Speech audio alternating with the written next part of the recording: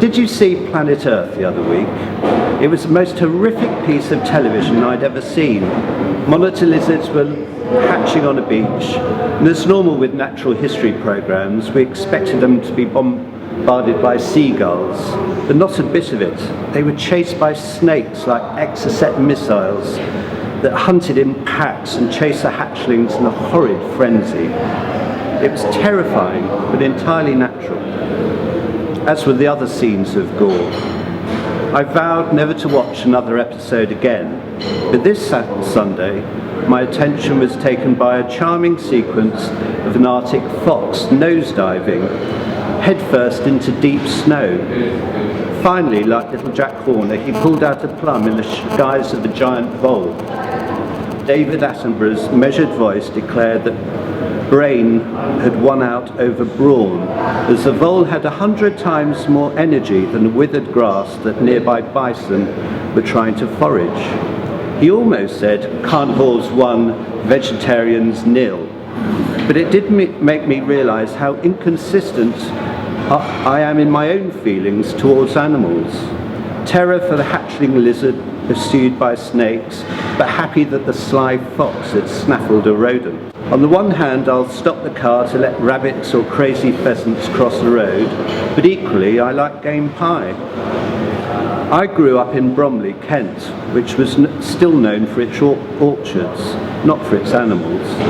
I led a life straight out of an old Ladybird book, the type that plagiarised now, and as a child would walk with Mum down to the local shops at the bottom of the road and to the butchers there. I remember the combined sharp, fresh smell of meat and sawdust as Mum chose the cut she wanted. I know of people who have become vegetarian when seeing the split pigs on display, but at the time I didn't make the link between pork and live pigs, which I'd never seen. But also I think it was because we were brought up watching our mother prepare food from scratch, to see her stuffing a lamb's heart or gutting a chicken. And we treated food with respect because my parents had known rationing during the war, and waste of food was a moral issue. I've just reread Melvyn Bragg's History of the English Language, how it documents the trauma of the Norman invasion, how society was split between the haves and the have-nots. As Bragg describes it, the English laboured and the French feasted. So uniquely, we have different words for the live and the dead animal. Perhaps this also explains the British schizophrenic relationship with animals. I'm a supporter of compassion in world farming. I suspect that many of its members are vegans or at least vegetarians. I do not believe that meat is murder, but I do think we have a duty of care to animals that we rear for food. In the 80s, I think it was the 80s, there was great social campaigns with direct action against cruise missiles, road building across the South Downs, if anyone remembers Swampy, and against live animal exports. The press attacked those that blockaded Dover, trying to stop the meat trade. But my eye was reserved for the farmers that thought that their responsibility for their animals stopped at the farm gate.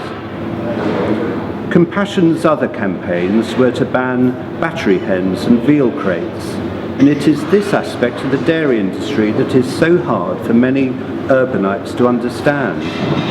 There are many that don't appreciate that male calves have no value within the dairy industry.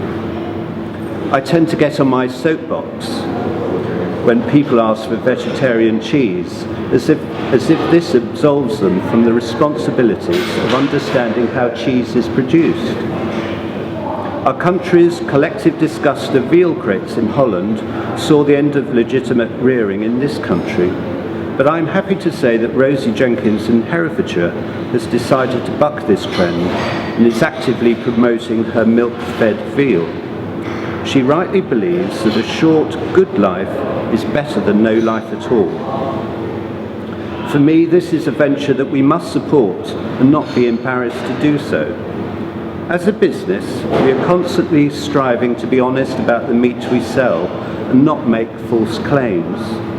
It's ironic that the majority of meat sold in this country is cling wrapped, but the reality of rearing meat is shrouded in the romance of fake farm names which conjure up a bygone age. Most people do not want to be reminded of the fate that awaits animals.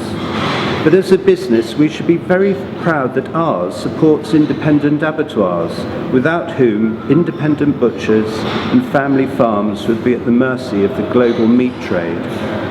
For me, when meat becomes nothing more than a commodity, then respect is lost for the animal, and it is a short step to losing our own self-respect.